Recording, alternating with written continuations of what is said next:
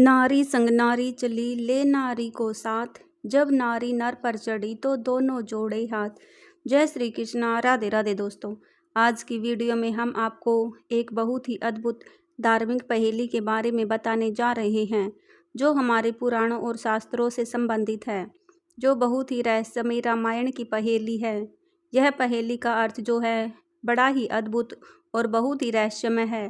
पहेली किस प्रकार है, जो मैं आपको टाइटल में बता चुकी हूँ कि नारी संग नारी चली ले नारी को साथ, जब नारी नर पे चढ़ी दोनों जोड़े हाथ।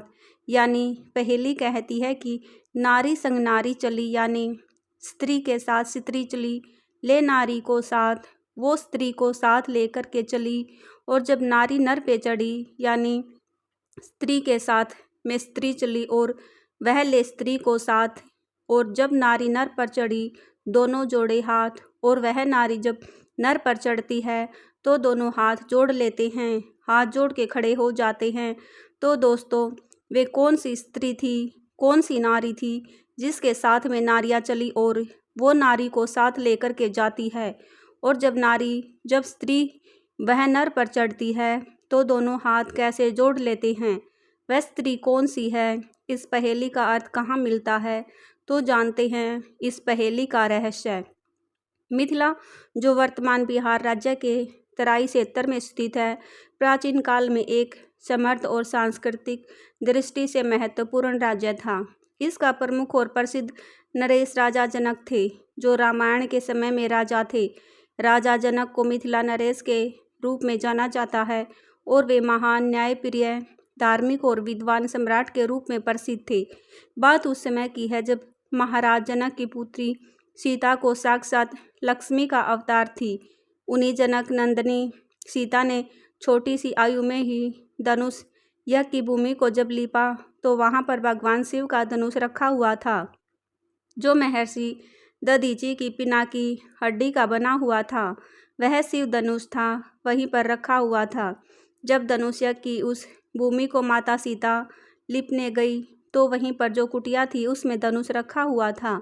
उस कुटिया के अंदर जब माता सीता लिपने गई तो उन्होंने उस धनुष को एक हाथ से उठाकर उसके नीचे के स्थान को लीप दिया और फिर वहीं धनुष रख दिया।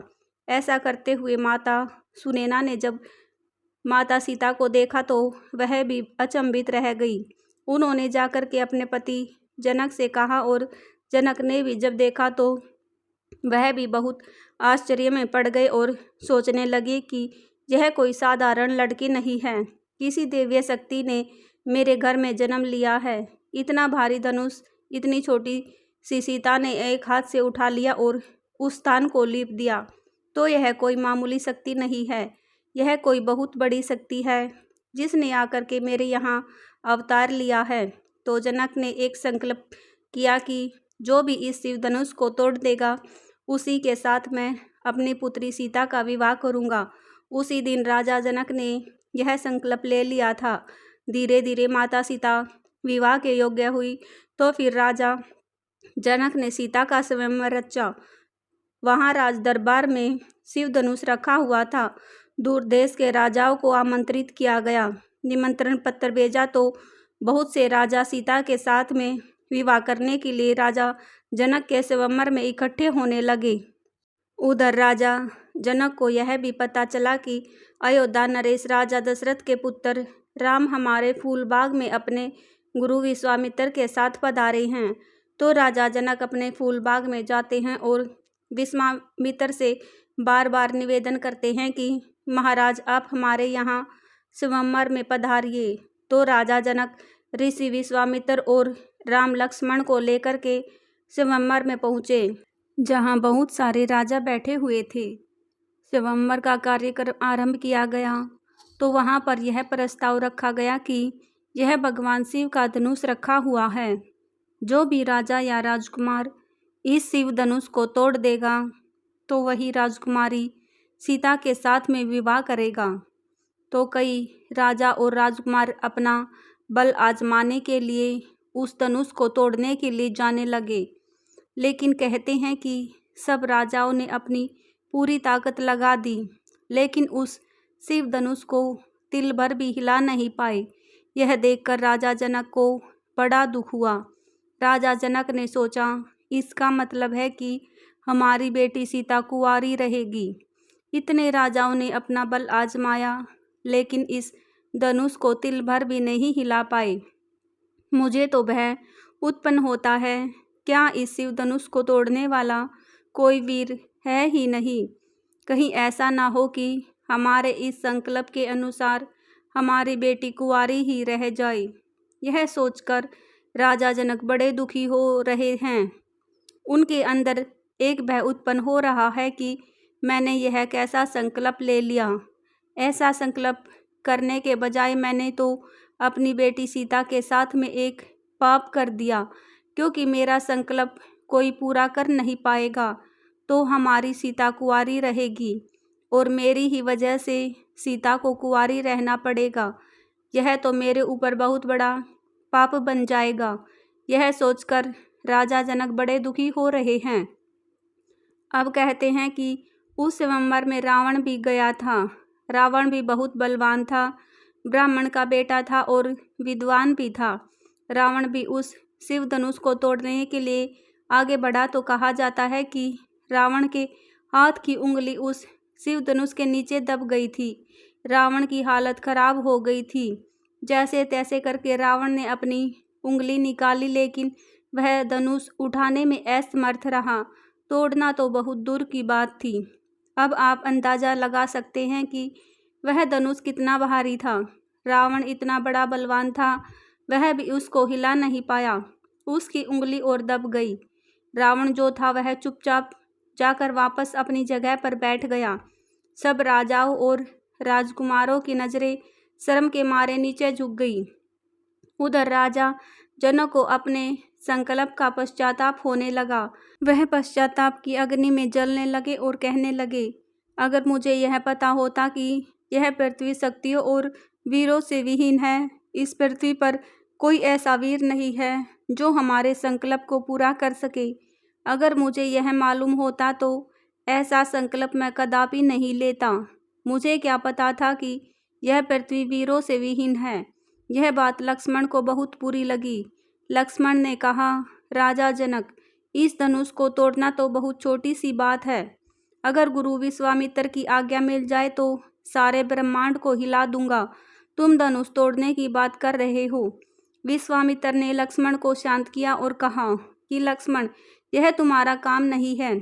इसके बाद में विश्वामित्र ने राम से कहा कि राम, अब तुम आगे बढ़ो और जनक के संताप को दूर करो, क्योंकि राजा जनक अपने संकल्प के मुताबिक पश्चाताप की अग्नि में जल रहे हैं। उस अग्नि को शीतल तुम ही कर सकते हो। जाओ, इस शिव धनुष को तुम ही तोड़ सकते हो और मेरा आदेश है कि इस धनुष यज्ञ को संपन्न करो। गुरु विश्वामित्र से आज्ञा लेने के बाद जब राम धनुष तोड़ने के लिए धनुष की ओर बढ़ने लगे तो जो सभा में राजा और राजकुमार बैठे हुए थे, उन्होंने जब राम को धनुष की ओर जाता हुआ देखा तो वे सभी हंसने लगे और कहने लगे, अब चली चिड़िया पहाड़ उठाने के लिए। अरे, यह छोटा सा बालक इतना भारी धनुष तोड़ देगा। जब हम लोगों से धनुष हिला भी नहीं तो इसकी औकात क्या है कि यह धनुष को तोड़ सके। लेकिन राम ने किसी की तरफ ध्यान नहीं दिया और सीधे जाकर भगवान शिव के धनुष को प्रणाम किया और धनुष को उठाकर प्रत्यंचा चढ़ाने लगे तो धनुष टूट गया। और जब धनुष टूट गया तो राजा जनक के चेहरे पर प्रसन्नता झलकने लगी। माता सुनैना भी खुशी के मारे समाये नहीं जा रही थी। इस तरह से श्री राम ने शिव जी का धनुष तोड़ा। जब श्री राम ने शिव जी का धनुष तोड़ दिया तो राजा जनक, माता सुनैना सभी के चेहरे खिल उठे और जो वीरगण सभा में बैठे हुए थे, जिन्होंने अपना बल आजमाया था, शर्म की वजह से उनकी नजरें नीचे झुक गई। फिर सीता अपनी सहेलियों के साथ वरमाला लेकर भगवान श्री राम को वरमाला पहनाने के लिए आगे बढ़ी और वरमाला पहनाई। आकाश से यह दृश्य देखकर देवतागण पुष्प वर्षा करने लगे और भगवान श्री राम के जयकारे लगाने लगे। अब उस पहेली का अर्थ यहाँ पर ही मिलता है। आप जरा गौर से सुनना। जैसा कि पहेली है, नारी संग नारी चली, ले नारी को साथ, जब नारी नर चढ़ी, दोनों जोड़े हाथ।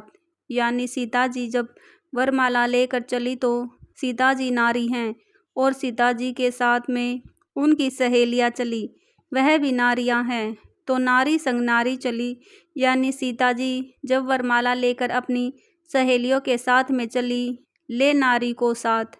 अब सीता जी के साथ में सहेलियाँ यानी वह नारियाँ तो चली, अब ले नारी को साथ। अब कौन सी नारी को साथ लेकर के चली? उनकी सहेलियाँ तो पहले से ही साथ में जा रही थी, लेकिन ले नारी को साथ कौन सी नारी को साथ में लेकर चली? तो जो वरमाला लेकर के सीता जी चली थी, उसी वरमाला के लिए नारी का रूप दिया गया है। वरमाला के लिए भी नारी कहा गया है। और जब नारी नर पर चढ़ी तो दोनों जोड़े हाथ। जब सीता जी वरमाला लेकर प्रभु श्री राम के पास पहुंची और नारी रूपी वरमाला सीता जी ने प्रभु श्री राम के गले में पहनाई तो वह वरमाला रूपी नारी नर पर चढ़ी। यानी श्री राम नर हैं और उनके गले में वरमाला पड़ी जो नारी है। नारी रूपी वरमाला जब श्री राम के गले में पड़ गई तो नर के ऊपर नारी चढ़ी। जब नारी नर पर चढ़ी, नारी रूपी वरमाला नर रूपी श्री राम के ऊपर जब चढ़ी तो दोनों जोड़े हाथ।